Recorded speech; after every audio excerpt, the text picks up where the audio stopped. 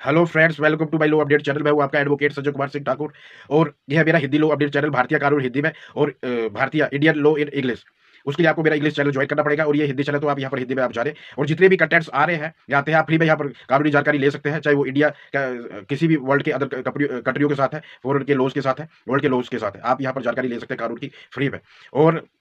Video को like करें, share करें, कमेंट करें और फॉलो करें, ऐड करें। और दूसरा है कि आज हम बात करेंगे भारतीय परिसीमा अधिनियम 1963 की, जो इंडियन लिमिटेशन लॉज है, या जिसमें जो हमारा पहला अधिनियम आता है या पहला एक्ट आता है, पहला एक्ट जो आता है उसका नाम है इंडियन लिमिटेशन एक्ट 1963। यह हमारा पहला अधिनियम है और ये अधिनियम जो है, इसका इंट्रोडक्शन है या इसका बायो है या इसका हिस्टोरिकल बायोग्राफ है या इसका जो इंपॉर्टेंस है, ऑब्जेक्ट है, इसका उद्देश्य है और इसका महत्व एक्ट का, और इसका जो इसके जो फीचर्स है, एसेंशियल एलिमेंट्स है, विशेषताएं है मतलब, या फिर इसके एडवांटेज डिसएडवांटेज है, कंक्लूजन है, इसका जो अर्थ परिभाषा है, एडवांटेज डिसएडवांटेज वेरी डिवाइड केस लॉज है, कितने आज तक इसमें केसेस हुए, उसके बारे में आज हम बात करेंगे। तो आज हम बात करते हैं पहले इसका अर्थ और परिभाषा। अर्थ और लिमिटेशन एक्ट का मतलब क्या होता है, लिमिटेशन लॉ का क्या मतलब है, जो परिसीमा समय अधिनियम है उसका मतलब क्या, लिमिटेशन। लिमिटेशन का मतलब है, अर्थ है परिसीमा या सीमा, किसी भी चीज की कोई सीमा या परिसीमा होती है। तो ऐसी सिविल और क्रिमिनल मामलों की अपनी अपनी सीमा और परिसीमा होती है। कोई भी इंसिडेंट होता है, चाहे वो क्रिमिनल अपराध है या सिविल अपराध है, जिसको हम टोर्शियस या सिविल या दैनिक जो हमारी कानून है, कोर्ट है, उसमें वो चलते हैं, और दूसरा वो आपराधिक मामले आपराधिक न्यायालयों या कोर्टों में चलते हैं। तो उसके बारे में है कि जैसे कोई इंसिडेंट होता है कि जैसे मेरा क्या हुआ, किसी ने बैंक से मेरा क्या बोलते हैं, मैंने यूपीआई करा और मेरा क्या हो गया, दूसरे खाते में अकाउंट में किसी गलत जिसको मैं भेजना चाहता हूं वहां पर चला गया, किसी स्ट्रेंजर के अकाउंट में चला गया। तो ये वाले मामले हैं जो सिविल मामले हैं। या फिर दूसरे मामले हैं क्रिमिनल, कि किसी के जैसे भूमि के हैं या फिर जैसे अटेम्प्ट टू मर्डर के हैं या सुसाइड के हैं। तो उनके जो परिसीमा होती है उनको दायर करने की, चाहे वो सिविल है क्रिमिनल है, उनको दायर करने का, केस करने का, एफआईआर करने का, या फिर क्या बोलते हैं कंप्लेंट करने का, इंक्वायरी ट्रायल बैठाने का, है ना, कोर्ट में सू करने का पटी। इसमें सबसे पहले आता है कि जैसे कोई अटेम्प्ट टू मर्डर का है या मार धाड़ का है या कोई दंगा प्रसाद का है, एफरे का है, या कोई लूटपाट का है या रोबरी का, डकैती का, थेफ्ट का है, ये क्रिमिनल आपराधिक मामले होते हैं भारतीय। तो उसका क्या होता है कि आप इनको कितने टाइम पीरियड समय के अंदर उनको कर सकते हैं। या कोई बलात्कार रेप का मामला है तो आप 10 सालों के भीतर कर सकते हैं, 3 सालों के भीतर कर सकते हैं। तो वो होता है टाइम पीरियड समय, कि आप ये नहीं है कि आपने आपने 2 महीनों के भीतर करा नहीं, तो फिर अब आप क्या बोलते हैं, ये मामला क्या बोलते हैं दायर नहीं कर सकते, केस पिटीशन सू या क्या बोलते हैं अपील या रिव्यू रिवीजन नहीं ले सकते, या केस फाइल कंप्लेंट आप कुछ नहीं कर सकते, इंक्वायरी नहीं करवा सकते। कि जैसे किसी के साथ रेप हुआ या कोई क्रिमिनल क्राइम अपराध हुआ तो वो आप नहीं कर सकते। तो इसमें है कि जैसे कि 10 सालों के भीतर आपने डर के बारे वो सब नहीं करा, ना एफआईआर करा, ना फलाना करा, तो ये होता है लिमिटेशन। चाहे वो रेप के पीड़ित जो इनोसेंट या कन्विक्ट है, चाहे वो दूसरे कन्विक्ट है जिनके साथ हथियार, जिनको हथियार मारा गया, या कोई जिसके यहाँ पर चोरी हुई या कुछ अदर हुआ, या किसी का मर्डर भी हुआ इवन, लेकिन लोगों को नहीं पता कि वो मर्डर उसने किया, तो वो भी उसकी कंप्लेंट या एफआईआर क्रिमिनल नहीं करा। दूसरा होता है सिविल वाले, कि जैसे किसी का चेक बाउंस हो गया तो उसका तो सीधा सीधा दिया गया है कि भाई चेक बाउंस के रिकवरी के लिए आपको 3 साल का पीरियड है। Now the main contented headings with chapters of limitation act 1963, मुख्य मेन पृष्ठक अध्यायों पाठ के साथ परिसीमा अधिनियम 1963, जिसमें आता है पहला हमारा अध्याय प्रिलिमिनरी प्रारंभिकता, जिसमें टोटल कुल मिलाकर 2 धाराएं हैं, 2 सेक्शन है। पहले में दिया गया है शो टाइटल के बेसमेंट एक्सट्रैक्ट। शो टाइटल नाम है हिंदी में भारतीय परिसीमा अधिनियम 1963, या इंग्लिश में है लिमिटेशन एक्ट 1963। फिर दूसरा आता है हमारा कमेंसमेंट, इसका लागू होना, तो ये 1963-64 से लागू हो चुका है पूरे भारतवर्ष में। तीसरा आता है इसका एप्लीकेशन, इसका एप्लीकेशन और एक्सट्रैक्ट जुरिडिक्शन, मतलब इसकी परिसीमा और क्षेत्रफल। तो इसके जितने भी बंद है, उपबंध है, सेक्शन है, धाराएं हैं, पूरा अधिनियम पूरे भारतवर्ष में लागू होगा बिना किसी लिमिटेशन के। फिर इसके बाद आता है सेकंड, इसमें अर्थ और परिभाषाएं, मीनिंग एंड डेफिनेशन। तो मीनिंग और डेफिनेशन में आता है हमारा जो पहला आता है, इसमें आता है पहला हमारा पटिशन, पटिशन और पटिशनर। पटिशन, पटिशन का मतलब होता है याचिका और पटिशनर का मतलब होता है याचिकाकर्ता, मतलब कोई प्रेयर करना या कोई रिक्वेस्ट करना किसी, जैसे एप्लीकेशन, रिक्वेजेशन या सप्लीकेशन, गिड़गिड़ाना न्यायालय के सामने, चाहे वो सिविल पटिशन है, चाहे क्रिमिनल पटिशन है, चाहे वो कोर्ट का, न्यायालय का कोई भी जजमेंट है, ऑर्डर है, डिसीजन है, निर्णय है, या फिर अभी आप कोई भी रेमेडी या कोई भी रेमेडी उपचार लेना चाहते हैं, बट डायरेक्ट एप्लीकेशन करना चाहते हैं, भले ही वो कोर्ट का डिसीजन या निर्णय नहीं है, आप किसी से पीड़ित है या कोई प्रॉब्लम आपको चल रही है, तो आप डायरेक्ट पटिशन डालते हैं। और डायरेक्ट पटिशन जो है, आप जैसे सुप्रीम कोर्ट में आप डायरेक्ट जो केस कर सकते हैं, डायरेक्ट सूट फाइल कर सकते हैं, केस कर सकते हैं, उसको कहते हैं हम petition, civil criminal petition file करना, कोई प्रार्थना करना। आपको जैसे भी कोई भी सिविल क्रिमिनल आपको कोई प्रॉब्लम आती है तो सिविल क्रिमिनल पटिशन डाली जाती है। पटिशनर होता है एक जो कि पटिशन डालता है, कोई रेमेडी उपचार, जैसे कि अपील। फिर उसके बाद आता है कि आप कोर्ट के निर्णय से सहमत नहीं है या आप डायरेक्ट। फिर आता है एप्लीकेंट, एप्लीकेंट पटिशन की जो एप्लीकेशन फाइल करता है उसको एप्लीकेंट कहते हैं, जिसको रेमेडी चाहिए, चाहे वो कोर्ट के डिसीजन है या डायरेक्ट कोई भी केस या सूट की केस या एप्लीकेशन फाइल करता है, केस फाइल करता है डायरेक्ट कहीं भी, चाहे वो हाई कोर्ट है, चाहे सुप्रीम कोर्ट है, उसको कहते हैं पटिशन। उस वो अपील भी होती है या अपील नहीं भी होती है, डायरेक्ट केस भी होता है, डायरेक्ट पिटीशन की एप्लीकेशन, मतलब डायरेक्ट याचिका करते हैं आप कोई भी रेमेडी लेने के लिए। फिर उसके बाद आता है बॉन्ड या सिक्योरिटी बॉन्ड। बॉन्ड वो होता है जो उसमें एक टर्म कंडीशन, रूल रेगुलेशन, एक टर्म कंडीशन उसमें सेट होती है कि अगर आप उन टर्म कंडीशनों को फॉलो अप नहीं करते हैं तो आपको इतना पैसा जो है सब जो है देना पड़ेगा। और जब उसको फाइल करते हैं तब भी उसमें कुछ सब देना पड़ता है। बोर्ड जैसे सिक्योरिटी बोर्ड या बोर्ड होता है। फिर दूसरा आता है इसमें सिक्योरिटी बोर्ड के बाद फॉरेन कोर्ट या फॉरेन जजमेंट, मतलब जो आउट ऑफ इंडिया में कोर्ट है उनको फॉरेन कोर्ट कहते हैं। या फिर आता है bill of exchange and promissory note, जैसे कोई हुडी या कोई भी चेक रहता है या कोई डिमांड ड्राफ्ट रहता है, वो था बिल ऑफ एक्सचेंज या कोई एग्रीमेंट या कॉन्ट्रैक्ट जिसमें आपको बिल देना पड़ता है, या जैसे बिल रहता है, या फिर हमने कोई कॉन्ट्रैक्ट करा या कोई बॉन्ड भरा या सिक्योरिटी बॉन्ड भरा, ये सब बिल ऑफ एक्सचेंज या प्रोमिसरी नोट में आते हैं। फिर उसके बाद आता है हमारा, फिर आता है हमारा पीरियड ऑफ लिमिटेशन या लिमिटेशन पीरियड, या स्पेसिफाइड मतलब परिसीमा या सीमा, मतलब चाहे वो केस जो है पटिशन फाइल करते हैं, याचिका करते हैं, या कोई भी सूट फाइल करते हैं, उसकी एप्लीकेशन फाइल करते हैं, या कोई भी अपील करते हैं, चाहे वो सिविल है चाहे क्रिमिनल, तो उसमें क्या होता है टाइम पीरियड सेट होता है। हर एक चीज़ की लिमिट दी रहती है, सीमा और परिसीमा दी रहती है कि कितने दिनों के भीतर हम वो केस करने की एप्लीकेशन फाइल कर सकते हैं, वो केस कर सकते हैं, पटिशन डाल सकते हैं, सूट डाल सकते हैं या अपील कर सकते हैं। तो यही मतलब होता है इसका लिमिटेशन पीरियड, जिसमें सारा सेट बना रहता है, इंडेक्सेस बने रहते हैं और उनका टाइम पीरियड रहता है कि 60 दिनों के भीतर, 30 दिनों के भीतर। नेक्स्ट आता है चैप्टर सेकंड अध्याय 2 सेक्शन 3 टू 11, धारा 3 से लेकर 11 तक। इसमें टोटल कुल मिलाकर 2 धाराएं आती है। ये दिया गया है, इसका जो टाइटल नाम है वो है limitation of suit appeal application, मतलब मुकदमा दायर करने का या एप्लीकेशन या अपील, मुकदमा हुआ सूट और एप्लीकेशन दायर करने का जो सीमा रहता है, टाइम पीरियड रहता है। टाइम पीरियड का मतलब है डेट, तिथि। फिर इसमें आता है कि बार, लिमिटेशन बार आता है कि लिमिटेशन बार मतलब मुकदमा आप नहीं कर सकते अगर जैसे कोई टाइम पीरियड खत्म हो जाता है, जैसे कोई साधारण केसेस है, कहीं भी आप जो साधारण केसेस रहते हैं, या फिर कोई दूसरा बंदा होता है, जैसे कंपनी के अगेंस्ट में क्लेम के केसेस रहते हैं या काउंटर क्लेम के केसेस रहते हैं, उनमें भी बार रहता है, रोक लगी रहती है कि आप उनकी सीमा खत्म हो जाने के बाद आप दोबारा उसमें जो है सूट या मुकदमा या अपील या एप्लीकेशन फाइल नहीं कर सकते। या फिर उसके बाद आता है, एप्लीकेशन का मतलब है आवेदन। फिर उसके बाद आता है कि जैसे कोई गरीब पर्सन रहता है, पीरियड ऑफ लिमिटेशन में आता है कि जैसे किसी दिन होता है कोर्ट बंद रहता है, तो उसी दिन क्या बोलते हैं जो स्पेसिफाइड डेट रहती है कोई भी मुकदमा अपील या सूट फाइल करने की, तो उस दिन वो खत्म हो जाती है और उस दिन क्या होता है कोर्ट बंद रहता है। तो जिस दिन कोर्ट खुलता है ऊपर होगा, उस दिन आप उसमें क्या बोलते हैं मुकदमा अपील एप्लीकेशन पटिशन आप फाइल कर सकते हैं। फिर दूसरा रहता है कि स्पेशल केसेस, कुछ स्पेशल रीजन रहते हैं कि आप कोर्ट को बताते हैं कि इन इन कारणों के कारण जो है हम मुकदमा नहीं कर पाए या अपील नहीं कर पाए या पटिशन फाइल नहीं कर पाए, आवेदन नहीं कर पाए। फिर ये स्पेशल केसेस रहते हैं और उसमें कोर्ट क्या हो जाता है सेटिस्फाइज हो जाता है, जो भी एप्लीकेंट रहता है या फिर जो मुकदमा करता है या अपीलेंट रहता है या फिर याचिका करता रहता है, पटिशनर रहता है, तो वो सेटिस्फाइज हो जाता है कोर्ट, तो उसको क्या बोलते हैं डेट मिल जाती है, उसको अलाउंस मिल जाता है कि आप क्या बोलते हैं पटिशन कर सकते हैं। फिर उसके बाद आता है कि जैसे लीगल डिसेबिलिटी रहती है। लीगल डिसेबिलिटी का मतलब है या तो कोई वो चाइल्ड है, बच्चा है, उसका मुकदमा है, जुवेनाइल है, या फिर कोई लुनाटिक है, लुनार है, पागल है, दिवालिया है या पागल हो चुका है, या फिर वो मर चुका है, डिसीज्ड का है, तो उसका लीगल हायर या तो मर जाता है तो उसका जो लीगल रिप्रेजेंटेटिव रहता है या हायर रहता है, वो आगे उस केस की कार्यवाही या उसमें क्या बोलता है स्पेशल रीजन बता के, ये सारी रीजन जो रहता है हमारा बता के, दूसरे रीजन है चाहे वो लीगल डिसेबिलिटी वाले रीजन है, ये बता के आप मुकदमा दायर कर सकते हैं और उसमें टाइम पीरियड एक्सटेंड करवा सकते हैं, एक्सीड करवा सकते हैं, भाग सकते हैं। फिर उसमें आता है कि जैसे आप मेडिकल, आपको चोट लग गई है कहीं पर, जैसे एक मोर देन 2 पर्सन होता है, 2 से ज़्यादा अधिक होते हैं, पटिशनर होते हैं, अपीलेंट होते हैं, या फिर जो आवेदन करते हैं, एप्लीकेशन फाइल करते हैं किसी भी मुकदमे की या पटिशन, तो जब ये 2 से ज़्यादा अधिक होते हैं या 1 से ज़्यादा अधिक होते हैं, तो वो क्या कर सकते हैं, उसमें अपना लीगल डिसेबिलिटी वाला है या फिर कोई मेडिकल है, तो वो वहाँ पर रीज़न, स्पेशल ये वाले रीज़न वहाँ पर बताकर उसमें आप डेट ले सकते हैं और अपना पटिशन फाइल करवा सकते हैं। अब जो लिमिटेशन एक्ट का जो लिमिट रहता है, सीमा, परिसीमा, मतलब उसमें टाइम तय रहता है। फॉर एग्जांपल एक इलस्ट्रेशन बताते हैं कि जैसे कोई भी अपील है,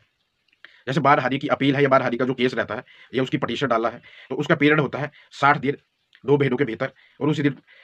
अब आता है नेक्स्ट अध्याय 3, धारा सेक्शन 12 से लेकर 24 तक। टोटल कुल मिलाकर इसमें 13 धाराएं सेक्शन आती है, जिसमें दिया गया कंप्यूटेंस या calculation of period of limitation, मतलब परिसीमा समय की गणना। और इसमें टोटल 13 धाराएं आती है। तो इसमें दिया रहता है कि जैसे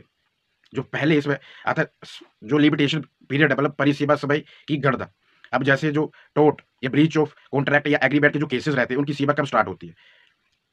तो उनकी सीमा स्टार्ट होती है कि जैसे ही जितनी बार भी ब्रीच ऑफ कॉन्ट्रैक्ट होता है या ब्रीच ऑफ एग्रीमेंट होता है, जब भी वो टूटता है, या कोई भी जो सिविल क्राइम रहता है या सिविल अपवाद होते हैं, या वाद होते हैं, या सिविल, जैसे कि ड्यूसेस है फॉर एग्जांपल, तो उनको टोट कहते हैं, सिविल। तो जब भी वो होते हैं उसी टाइम से उनकी कैलकुलेशन, उनका जो गर्दा रहती है, लिमिटेशन पीरियड उनका स्टार्ट हो जाता है, उनका कैलकुलेशन। तब से उनका लिमिटेशन पीरियड स्टार्ट हो जाता है कि आप जैसे 90 डेज के अंदर आप जो है या 30 दिनों के भीतर आप उसमें केस कर सकते हैं, या अपील कर सकते हैं, याचिका कर सकते हैं, पिटीशन। फिर आता है इसमें कंपनसेशन और इंजरी के मामले, चोट, लड़ाई झगड़ा या कंपनसेशन, उसमें मुआवजा, मुआवजों के मामले, क्लेम के मामले, ये रहते हैं। तो वो कब होते हैं? जब भी वो वाला समय आता है, उसका जो समय गर्दा रहती है, टाइम पीरियड रहता है, उसकी गर्दा जो रहती है, तो वो रहती है कि जैसे ही वो एक्ट होता है, ऑफेंस होता है, अपराध होता है, या वो सिविल ऑफेंस होता है, या वो क्रिमिनल ऑफेंस होता है, किसी को चोट लगती है, या फिर जैसे ही कोई उनके बीच वाद, उसी टाइम से उस वाद का क्या होता है, समय, तिथि जो होती है, डेट जो होती है, स्टार्ट हो जाती है। जैसे कोई किसी को चोट लगाता है, उसी दिन से स्टार्ट हो जाता है, और उसमें उसको मुआवजा उसको देना पड़ता है, कंपनसेशन देना पड़ता है, या फिर जितने भी अदर कॉन्ट्रैक्ट के मामले हैं। फिर इसमें आता है कि जैसे कोई पार्टी रहती है, न्यू पटिशनर या क्लेमेंट ऐड होता है, या फिर उसको हटा दिया जाता है, सब्सट्रैक्ट किया कर दिया जाता है। तो उसमें क्या रहता है कि जैसे उसको हटाया जाता है, किसी भी नए पक्षकार को, वादी को, या पटिशनर को, या एप्लीकेंट को जैसे ही हटाया जाता है, या उसी समय से टाइम से period of limitation calculation calculate होना स्टार्ट हो जाता है। जो परिसीमा समय का जो गर्दा होता है उसी टाइम से स्टार्ट हो जाता है, जब भी उन पक्षकारों के लिए जिनको हटाया जाता है या ऐड किया जाता है, क्योंकि उनके लिए केस उसी टाइम स्टार्ट होता है। जैसे कोई विटनेस है, या कोई भी सस्पेक्ट है, या कोई भी जैसे कुछ समर के मामले होते हैं या दूसरे मामले होते हैं, उनमें भी जब भी कोई भी नया ऐड होता है या उनको एक्सक्लूड किया जाता है, ये हर मामले में चलता है। लिमिटेशन पीरियड जो है, जरूरी नहीं है कि इसमें सिर्फ याचिका, पटिशन, एप्लीकेशन, सूट, किसी भी प्रकार के ऑल टाइप ऑफ सूट के लिए लिमिटेशन पीरियड चलता है। फिर उसके बाद आता है इसका कैलकुलेशन कहाँ से किया जाता है। तो इसका कैलकुलेशन जो किया जाता है, गर्दा, वो किया जाता है जॉर्जियन जो कैलेंडर रहता है, उसके हिसाब से, उसके अकॉर्डिंग इसको क्या होता है, कैलकुलेट करना स्टार्ट कर दिया जाता है। जैसे कि किसी दिन भी आपके बीच वाद विवाद, कोई भी डिस्प्यूट स्टार्ट होता है, तो उसी दिन से, या कोई लड़ाई झगड़ा होता है, तो उसी दिन से उसका कैलकुलेशन स्टार्ट हो जाता है। जरूरी है कि जिस दिन आप केस फाइल करते हैं उस दिन से, क्योंकि कैलकुलेशन लिमिटेशन का मतलब है पीरियड कैलकुलेट करना। जिस दिन वाद हो जाता है उसी दिन से कि आप 30 दिनों के भीतर अपना केस फाइल कर सकते हैं, 60 दिनों के भीतर जैसे आप अपील कर सकते हैं। जब भी कोई फ्रेश क्राइम होता है, या कोई भी नया वाद अपवाद होता है, पक्षकारों के बीच कोई भी डिस्प्यूट अराइज होता है, तो वैसे ही स्टार्ट हो जाता है। जैसे कोई पुराने, ये होता है फ्रेश, तो फ्रेश केस फाइल करने के लिए भी पीरियड ऑफ लिमिटेशन कैलकुलेट होना स्टार्ट हो जाता है, जिस टाइम वो डिस्प्यूट या क्राइम होता है। दूसरा होता है अपील का। अपील का भी उसमें डिसाइड रहता है 90 दिनों के भीतर अपील, रिव्यू, रिवीजन, या फिर फ्रेश कोई पटिशन डाली हाई कोर्ट, सुप्रीम कोर्ट, वो तो डायरेक्ट फ्रेश केस की तरह ही होता है पटिशन। फिर उसमें आता है नेक्स्ट कि जैसे कोई ओल्ड वाले जो केसेस चल रहे हैं, फिर उसमें वो क्या करते हैं, नया उसमें कोई भी याचिका करते हैं, अपील करते हैं, तो उनका भी अपना टाइम पीरियड सेट रहता है, इतने टाइम पीरियड, ये होता है लिमिटेशन। फिर इसमें आता है exclusion no period of sue appeal application in cases of proper, कोई कंगाल व्यक्ति है, या अदर केसेस होते हैं, या कोई जनरल केसेस होते हैं, तो उसमें टाइम पीरियड मतलब एक्सक्लूजन मतलब उसका, उसको हटा देना, या उसका कब हो जाना, उसको एक्सक्लूड कर देना, उसको हटा देना। तो उसके बारे में है कि जैसे कोई लीव लेता है, छुट्टी लेता है, कि वो आज नहीं अगले हफ्ते के बोलते हैं, उसमें एडवांस में एप्लीकेशन देकर छुट्टी ले ले। कोई भी मामले हैं, चाहे वो अपील के हैं, पटिशन के हैं, रेमेडीज के हैं, उपचार के हैं, क्लेम के हैं, कंपनसेशन के हैं, या कोई बाल के हैं, या फिर अदर जनरल कोई केसेस है, रिव्यू, रिवीजन के हैं, तो उनमें क्या होता है, वो स्पेशल एप्लीकेशन में स्पेशल लीव लेते हैं कोर्ट से कि भाई मैं अभी क्या बोलते हैं केस फाइल नहीं करूंगा, या अभी अपील एप्लीकेशन फाइल नहीं करूंगा, या फिर अभी मैं कोई याचिका नहीं करूंगा, या अभी मैं कोई अभियोग नहीं लगाऊंगा, तो उसके लिए, या फिर अभी मैं कोई सूट सू या केस उसके अगेंस्ट में, किसी पर्सन के जो केस है या पार्टी है उनके अगेंस्ट में अभी कोई जो है केस फाइल नहीं करूंगा, सूट फाइल नहीं करूंगा, कोई पटिशन नहीं लगाऊंगा, तो उसके लिए क्या करते हैं, पहले प्रायर एप्लीकेशन वो देते हैं और कोर्ट से छुट्टी ले लेते हैं। किन्हीं भी रीजनल कारणों के कारण ग्राउंड वहां पर रखकर, इन कारणों के कारण अभी हम क्या होता है नहीं कर सकते, क्योंकि उसमें क्या होता है, जैसे कि 30 दिन पीरियड होता है, जैसे आपके साथ किसी ने लड़ाई झगड़ा करा, तो उसका टाइम पीरियड है 3 महीने, 6 महीने, या फिर 90 दिन, कि इतने दिनों के भीतर लड़ाई झगड़े के मामले हैं, या दूसरे अदर मामले भी है, तो इतने दिनों के भीतर आप फ्रेश प्लेंट या फ्रेश कंप्लेंट, FIR या इंक्वायरी या कंप्लेंट आप कर सकते हैं, या सूट केस फाइल कर सकते हैं। ऐसे मामले होते हैं, तो उनका पीरियड खत्म हो जाता है, तो उसके लिए आप एप्लीकेशन ले लेते हैं। कि नेक्स्ट है चैप्टर 4 अध्याय 4 सेक्शन 25, 26 और 27 3 धाराओं में दिया गया है, 25 से 27 तक। इसमें दिया गया है acquisition of ownership by possession, मतलब जो मालिकता रहती है किसी भी प्रॉपर्टी या कोई भी चीज है, कोई भी वस्तु है, उसकी जो मालिकता रहती है बाई पोजेशन, उसका अधिग्रहण करना, एक्विजिशन, उसका अधिग्रहण। तो उसके बारे में दिया गया है, मतलब कब्जे द्वारा कब्जे द्वारा किसी भी चीज का मालिक बन बैठना, उसके बारे में दिया गया है। तो इसमें आता है कि जैसे कोई भी पर्सन है वो 20 साल से अधिक अवधि से ज्यादा कि कोई भी जैसे से 20 साल की अवधि से ज़्यादा क्या कर रहा है, एन्जॉय कर रहा है, बेनिफिट ले रहा है, एन्जॉय ले रहा है, सुख सुविधाएँ ले रहा है, और उसका कब्ज़ा है वहाँ पर। चाहे वो एक पर्सन है, चाहे खूब सारी पर्सन है, कोई भी पटिशनर है, क्लेमेंट है, चाहे वो कुल है, कोई रास्ता है, कोई रिजर्वर है, जैसे जहाँ से कोई भी वस्तु है, या कोई भी जैसे कुल है, नाले हैं, या कोई जमीन है, कोई हवा है, लाइट है, जैसे उसका वो एंजॉयमेंट ले रहा है, उसका वहां पर क्या है, कब्जा है 20 साल से अधिक अवधि होने के बाद। तो उस पर क्या करता है, कोई उसका वो कब्जा जो है, उसका वो पूर्ण मालिक बन बैठता है, उसका वहां पर कब्जा 20 साल से अधिक उन चीजों का एंजॉय ले रहा है। लेकिन तो कोई उसको उससे छीन नहीं सकता है, चाहे वो सरकारी जमीन है, या किसी की कोई प्राइवेट जमीन है, या कोई नाला गुजरता है, या कुछ भी गुजरता है, तो उसके लिए है, उसको कोई छीन नहीं सकता है, अगर 20 साल से अधिक उसका वहां पर कब्जा है, या फिर उसमें उसको अलग से रास्ता दिया जाता है। फिर दूसरा रहता है कि उसमें वो केस कर सकता है, तो इस तरह से वो acquisition of ownership by possession, मतलब कब्जा होने के कारण उसका वहां पर मालिकता बन बैठता है, वहां का वो मालिक बन जाता है, चाहे वो रास्ता है, या फिर कोई रिजर्वर है, कि जहाँ से कुछ कूल है, नदी है, खड्डा है, कोई भी रास्ता है, कोई भी वे है, कोई हवा आती है, कि वहां पर वो दीवार ना डाले जी, बिल्कुल हवा नहीं आएगी, तो ये है उसका, या फिर उसके लिए कोई सोल्यूशन। नेक्स्ट दिया गया है अगला चैप्टर, अध्याय 5वां, जो कि दिया गया है 5 धाराओं में, 28 से लेकर 32 तक, और उसमें दिया गया है मिसलेनियस मिश्रण। मिसलेनियस में आता है कि जैसे जो जितने भी अमेंडमेंट एक्ट है, या जितने भी लिमिटेशन इंडियन लिमिटेशन एक्ट्स है अदर, या इंडियन लिमिटेशन अमेंडमेंट एक्ट है, या इंडियन लिमिटेशन पार्ट्स है, चाहे वो आईपीसी में हमारा बीएनएस में है, सीआरपीसी में है, कोड एक्ट्स में है, या यूनियन स्टेट लिमिटेशन एक्ट्स में है, या कस्टम रिचुअल या ट्रेडिशनल उसमें लिमिटेशन है, या फिर हमारा उसका सेविंग दिया गया है, बचाव दिया गया है, या फिर हमारा जो एक्ट है 1908 उसमें एक्सक्लूजन दिया गया है, बार दिया गया है, उसका बचाव दिया गया है, उसको हटाया जा दिया गया है, ये वाले जो उपबद्ध है लिमिटेशन के पीरियड ऑफ लिमिटेशन या स्पेसिफाइड पीरियड ऑफ लिमिटेशन जो कैलकुलेटेड रहते हैं उनको दिया गया है, वहां पर उनके उपबद्ध स्टार्ट हो जाते हैं 1908 के, या जितने भी संशोधित उपबद्ध होंगे तब ये पुराने वाले के हो जाएंगे, हट जाएंगे। जो भी पीरियड ऑफ लिमिटेशन इनमें दिया होगा सेम केस को लेकर, सेम सूट या अपील को लेकर, ऑफेंस को लेकर, वो उसमें के हो जाएंगे जो दिए होंगे। अब आता है लिमिटेशन एक्ट 1963 का भाग 2, परिसीमा अधिनियम 1963 का भाग 2, जिसमें टोटल 5 अध्याय चैप्टर्स आते हैं, और इन 5 चैप्टर्स में 137 शेड्यूल्स या 137 आर्टिकल्स अनुच्छेद में ये बांटा गया है, पार्टेड किया गया है 5 चैप्टर्स अध्याय जो है। तो यह शेड्यूल वाला पार्ट है हमारा सेकंड, 137 शेड्यूल या अनुच्छेद इसमें आते हैं। ये 137 शेड्यूल जो आर्टिकल अनुच्छेद है, इसमें इनका जो सूट या पटिशन या अपील फाइल करने का जो पीरियड रहता है, पटिशन डालने का, याचिका करने का जो टाइम पीरियड रहता है, उसके बारे में दिया गया 137 कौन कौन से वो सूट होते हैं 137 धाराओं में 137 आर्टिकल्स शेड्यूल्स में, और पार्ट बाई पार्ट दिया गया है, और कितने दिनों के भीतर आपको भी फ्रेश ये सूट या पटिशन आप फाइल कर सकते हैं या अपील फाइल कर सकते हैं, और कितना उनका अवधि रहता है, कितने टाइम तक वो चलता है, और कितने दिनों के भीतर, उसके बारे में यहाँ पर दिया गया है। जैसे सूट्स फॉर अकाउंट है, खातों से रिलेटेड, जैसे कोई बैंक से रिलेटेड जो खाते होते हैं, अकाउंट होते हैं, चाहे वो म्यूचुअल है, चाहे वो बोर्ड वाले हैं, या फिर हमारे ज्वाइंट वाले हैं, उनसे रिलेटेड, या फिर जो जिनके खाते या अकाउंट बंद हो जाते हैं, अकाउंट रिकवरी के लिए है, या फिर कोई पैसा है उनका लॉस्ट हो चुका है, या फिर वो चोरी हो चुका है, तो उसकी रिकवरी के लिए जितने भी बैंक ट्रांजैक्शन वाले रहते हैं, बैंक वाले जो रहते हैं अकाउंट से रिलेटेड, जिनके खाते होते हैं बैंक में, या कोई भी फाइनेंस कंपनी है या बैंक अकाउंट में, तो उनसे रिलेटेड है कि आप 3 सालों के भीतर उन खातों को आप रिकवर करवा सकते हैं, या उससे रिलेटेड केस आप फाइल करवा सकते हैं, पटिशन डाल सकते हैं, उससे रिलेटेड। फिर दूसरा आता है हमारा जो कॉन्ट्रैक्ट रहते हैं, उससे रिलेटेड है, आर्टिकल दिए गए हैं यहाँ पर, अनुच्छेद दिए गए हैं, तो उसमें दिया गया है। और जो हमारा था इसमें कि इसमें भी इसी की तरह 3 साल की अवधि होती है, और 3 सालों के भीतर आप इसमें क्या बोलते हैं, लिमिटेशन पीरियड जो होता है 3 साल होता है, कि जैसे कोई ब्रीच ऑफ कॉन्ट्रैक्ट करता है, आपके साथ किसी ने कॉन्ट्रैक्ट करा, एग्रीमेंट करा, किसी प्रकार के एग्रीमेंट है, कॉन्ट्रैक्ट है, उनको तोड़ देता है, या कोई फ्रेश एग्रीमेंट करता है, तो उसकी अवधि जो रहती है केस या पटिशन फाइल करने की 3 साल रहती है, और जब जब वो टूटते हैं तब आपका क्या हो जाता है, पीरियड स्टार्ट हो जाता है, अकाउंट पूरा स्टार्ट हो जाता है। फिर उसके बाद आता है इमूवेबल प्रॉपर्टी और मूवेबल प्रॉपर्टी के बारे में केस करने का, जो भी उसके डिस्प्यूट्स रहते हैं उसके लिए पटिशन है, या फिर आपके वाद विवाद होते हैं पक्षकारों पार्टियों के बीच, उससे रिलेटेड यहाँ पर बताया गया है। जो बंधक प्रॉपर्टी होती है, सीज प्रॉपर्टी, उसको रिकवर करवाने के लिए है, या फिर हमारी जो दूसरी मूवेबल प्रॉपर्टी है या इमूवेबल प्रॉपर्टी है, चाहे तो उसके लिए भी इसमें जो टाइम पीरियड दिया गया है 3 साल दिया गया है, 30 दिन दिए गए हैं, 3 महीने दिए गए हैं, 3 साल दिया गया है। फिर दूसरा आता है इसके बाद कि जैसे कुछ जो केसेस रहते हैं, डिस्प्यूट्स ऐसे रहते हैं जिसमें आप पटिशन या जो केस करना होता है, सू करना होता है, या फिर कोई एप्लीकेशन फाइल करनी होती है, तो वो आप नहीं कर सकते हैं।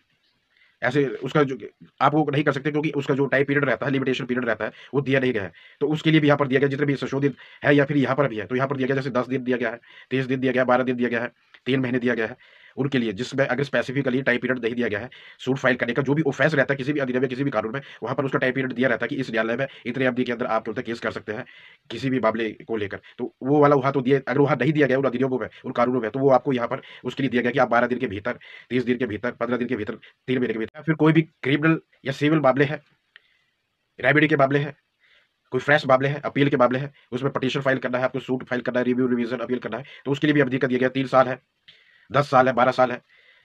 इसमें पीरियड दिया गया है। इवन जो सबसे कम पीरियड है इसमें वो है 10 दिन का। 1 दिन का भी है, 24 घंटे का भी रहता है। ऐसे-ऐसे मामले हैं, जैसे कोई फ़ोर्जरी का मामला है या इंस्ट्रूमेंट में कोई फ़ोर्जरी करता है या अदर इंस्ट्रूमेंट के मामले हैं। इंस्ट्रूमेंट का मतलब होता है कोई भी आपका जो चालान है या फिर आपका जो नोट है या प्रोमिसरी नोट है या फिर आपका जो वो रहता है क्या बोलते हैं चेक रहता है, इनको कहते हैं, ये इंस्ट्रूमेंट में आते हैं। तो इनके मामले होते हैं या फिर जितने भी क्रिमिनल सिविल मामले हैं, उनकी पटिशनों के बारे में है, उनके बारे में यहाँ पर दिया गया कि जो क्रिमिनल जैसे कि आपके साथ आपके साथ अटेम्प्ट टू मर्डर का कोई केस करता है या आपके साथ कोई लड़ाई झगड़ा करता है, आपको हथियार मारता है या आपके यहाँ कोई चोरी हो जाती है, तो उसका पीरियड दिया रहता है कि कितने दिनों के भीतर आप कर सकते हैं। लिमिटेशन पीरियड या परिसीमा समय का मतलब है कि आपके साथ कोई भी अन्याय हुआ है या कोई भी अपराध हुआ है या कोई सिविल टोर्ट हुआ है, सिविल क्राइम हुआ है, क्रिमिनल क्राइम हुआ है, कोई भी इंसिडेंट हुआ है, कोई भी कांड हुआ है, कुछ भी हुआ है, तो उस वो हो चुका है, लेकिन उसके बाद आप उसी दिन कर सकते हैं या जैसे 3 सालों के भीतर आप आज नहीं करें, आप 3 सालों के पीरियड में जब मर्ज़ी कर सकते हैं, 10 सालों के पीरियड में जब मर्ज़ी कर सकते हैं, 6 महीने के पीरियड में टाइम में समय सीमा के अंदर आप जब मर्ज़ी कर सकते हैं। आपके साथ लड़ाई-कुटाई आज हुई तो आपने आज नहीं करा, आप 3 महीनों के भीतर कर सकते हैं, 6 महीनों के भीतर कर सकते हैं। आपको आपके यहाँ पर पड़ोस में किसी ने चोरी-चकारी करी या कोई न्यूसेंस करा या कोई भी आपके साथ आपको किसी ने धमकी दी, लेकिन आपने वो धमकी का मामला आज या 2 महीनों में, 3 महीनों में नहीं करा, तो उसके लिए जो टाइम पीरियड दिया रहता है, जैसे कि 3 सालों के भीतर आप कर सकते हैं। किसी ने आपको थ्रेट करा या किसी से आपका इवन खून-खसमा भी हुआ है, लड़ाई-झगड़ा हुआ है ना? चाहे ज़मीन के वाद-विवाद है, डिस्प्यूट है, आपको किसी ने मारा, आपने किसी को मारा, इवन हथियार भी चले, लेकिन वो हुआ नहीं। आप उसकी जो कंप्लेंट है, एफआईआर है या कंप्लेंट कोर्ट में भी है, वो साल भर बाद करें, 2 साल बाद करें, तो उसके बाद वो पीरियड वो होता है पीरियड समय। आप कर सकते हैं। इस तरह से जो लिमिटेशन एक्ट है उसका अर्थ क्या हुआ? ये अधिनियम है या लिमिटेशन, उसका अर्थ हुआ कि जो परिसीमा अधिनियम है या जो परिसीमा होती है, कोई भी क्राइम होता है, कोई भी ऑफेंस होता है, सिविल क्रिमिनल होता है, तो उसका एक लिमिटेशन समय तिथि, टाइम, समय और तिथि मतलब डेट निर्धारित होती है कि जिस दिन होता है उस दिन से वो स्टार्ट हो जाता है और इतने सालों के भीतर, जैसे 3 साल 10 साल के भीतर आप उसमें मुकदमा, 20 साल में आप मुकदमा कर सकते हैं, चाहे वो सिविल है चाहे वो क्रिमिनल मामला है। ये होता है परिसीमा अधिनियम का ये अर्थ है, मतलब है। फिर दूसरा आता है कि जो 1963 एक्ट है उसमें कितने पार्ट है, कितने अधिनियम है, कितने सेक्शन है, तो इसमें टोटल जो है जो हमारा 32 इसमें सेक्शनें दी गई है, धाराएँ दी गई है और ये 5 अध्यायों में दिया गया, जो कि इसमें हमारा पहला पार्ट आता है और जो अधिनियम का, और दूसरा जो पार्ट आता है अधिनियम का, उसमें आर्टिकल्स दिए गए हैं, सेक्शनें, धाराएँ दी गई है और वो टोटल कुल मिलाकर 137 आर्टिकल, अनुच्छेद या हमारा उसमें शेड्यूल दिया गया है, क्योंकि आर्टिकल्स को यहाँ पर शेड्यूल या अनुच्छेद कह रहे हैं और ये क्या बोलते हैं 5 चैप्टरों में विभाजित है। हमारा पार्ट 2 भी, उसमें भी 5 चैप्टर आते हैं। तो इस तरह से टोटल 10 बात करते हैं। जो अधिनियम 1963 लिमिटेशन है, परिसीमा अधिनियम 1963, इसका महत्व, विशेषता और इसका उद्देश्य। तो इसका महत्व नाम से पता लगता है महत्व का। इसका महत्व क्या इम्पोर्टेंस, ये बहुत महत्व रखता है। जो सिविल मामले होते हैं या क्रिमिनल मामले होते हैं या जितने भी हमारे बेचारे इनोसेंट लोग होते हैं या जिनके साथ हादसे हुए होते हैं, लेकिन वो क्या होता है उनको पता नहीं होता, लेकिन वो वकील के पास जाते हैं जिनको कानून की जानकारी होती है, तो उनको पता होता है कि नहीं यार, मेरे साथ जो कांड हुआ है वो 10 साल पहले हुआ है, 20 साल पहले हुआ है या 2 साल पहले हुआ है, तो मैं 2 साल बाद भी कर सकता हूँ। उसको लगता है पता अचानक किसी से, वकील से पता लगता है या कहीं कानून या कोई वीडियो जैसे मैं बना रहा हूँ, यहाँ से पता लगता है कि नहीं मैं इन मामलों को कर सकता, फिर वो कॉल करता, बात करता कि हाँ जी हो सकता है, नहीं हो सकता, कोई भी मामला है। तो ये होता है लिमिटेशन। ये इसका बहुत ज़्यादा महत्व है कि इसमें सब दिया रहता है कि कितना इसका पीरियड है, 3 साल 10 साल के भीतर आप कर सकते हैं, चोरी होने के बाद भी या कोई मामला होने के बाद भी। फिर दूसरा आता है इसका उद्देश्य। उद्देश्य ये है कि न्यायिक व्यवस्था बनाए रखना है और जितने भी बेचारे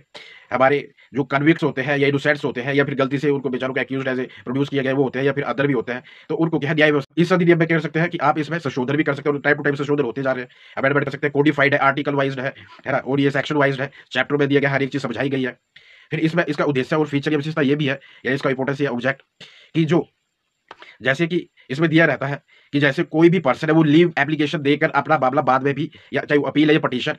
वो बाद में भी उसमें कोर्ट से समय लेकर बाद में भी बोलते हैं वो उसमें मामला दायर कर सकता है, अपना केस फाइल करवा सकता है, सूट या पटिशन अपनी फाइल कर सकता है, कंप्लेंट कर सकता है। किसी भी कार्ड कोई लीगल रीजन है या कोई अदर रीजन है, या फिर इसमें दूसरा ये भी विशेषता और भी विशेषता है इसकी कि जैसे इसमें लोगों को पता नहीं, लेकिन लोगों को बाद में पता लग रहा है कि यार मेरे साथ 10 मिनट पहले या 2 साल पहले या 5 साल पहले ऐसे होता, तो मैं अब उस चीज़ में क्या बोलते हैं कंप्लेंट एफआईआर या उस चीज़ में क्या बोलते हैं कोर्ट में केस फाइल कर सकता हूँ।